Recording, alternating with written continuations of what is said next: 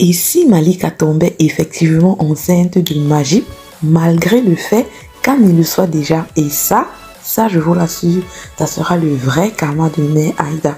Je vous explique pourquoi. Bonjour à tous et à toutes et bienvenue dans mes chroniques de motivation.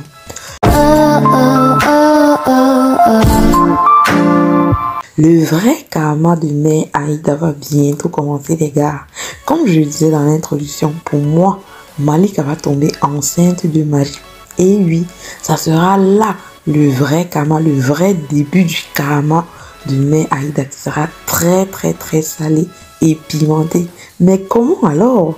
Moi je me retrouve dans l'hypothèse selon laquelle, vu l'atrocité et toute la méchanceté que Mère Aïda porte dans son cœur à l'égard d'Ami et de sa famille en général, qu'elle décide quand même, elle et Malika bien sûr, de poursuivre leur plan diabolique là, c'est-à-dire de tuer l'enfant d'Ami. Je dis qu'elle, tellement elle est méchante, mais surtout, elle ne tolérerait pas voir un seul centime, je dis bien un seul centime de sa fortune se retrouver dans les mains de la famille d'Ami, encore moins de son enfant. Donc non, elle va dire seulement nada. Je dis bien nada. Comme elle a dit dans l'épisode dernier là, non, que non, cette fille n'enfantera jamais de mon fils. Et voilà. Un point, c'est tout. Elles vont donc tisser leur plan machiavélique là. Et heureusement pour Ami, et malheureusement pour elle, leur coup va se retourner contre Malika qui perdra son bébé. Vous imaginez ça les gars? Ça sera fatal pour les deux là. Et yeah! C'est à partir de là que Malika va commencer à détester sa belle-mère. Elle va juste retourner sa veste et lui dévoiler son vrai visage. Alors là, on va commencer à prendre pied, nous les téléspectateurs qui attendons le karma de Mère Aïda avec tant d'impatience. La cerise sur le gâteau, non, ce serait que l'enfant d'Ami soit un garçon. Vous avez entendu ça?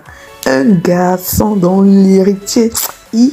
Je meurs déjà de rire au fond de moi quand j'imagine la tête de Mère Aïda en train d'apprendre cette nouvelle. Aïe, ça sera chaud les gars, ça sera chaud. Mais est-ce que ça sera dans la saison 2, si on va attendre, ça sera dans la saison 3. En tout cas, on wait and see. Si mon hypothèse tient la route ou si vous en avez d'autres, n'hésitez pas à vous exprimer dans les commentaires. Quant à Virginie, mon sixième sens m'a toujours dit qu'elle n'est pas morte, elle n'est pas décédée.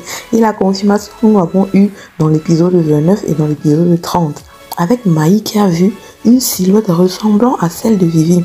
Cependant, je pense qu'elle aura un visage bien amoché, du coup complètement méconnaissable, vu tous les coups de poing qu'elle a reçus au niveau de la face. Et puis, je ne pense absolument pas à l'hypothèse selon laquelle Virginie aurait perdu la mémoire. Non, parce que non. De un, toutes les informations données à Bati Massamba ont été selon moi faites après tout le scénario qui s'est passé avec son mari qui m'énerve là, avec Aboula. De deux, quand elle a vu Maï chez Bati Massamba aussi, elle a très bien vu. Son premier instinct à ce moment était celui de fuir et de se cacher. Pourquoi? Parce qu'elle a très bien reconnu Maï. Du coup, cette réaction pour quelqu'un en fait qui aurait perdu la mémoire, ça ne tient pas la route, ou bien qu'est-ce que vous en pensez? De toutes les façons, avec Marodi qui fait du bon travail, on est prêt vraiment à tout, on s'attend à tout.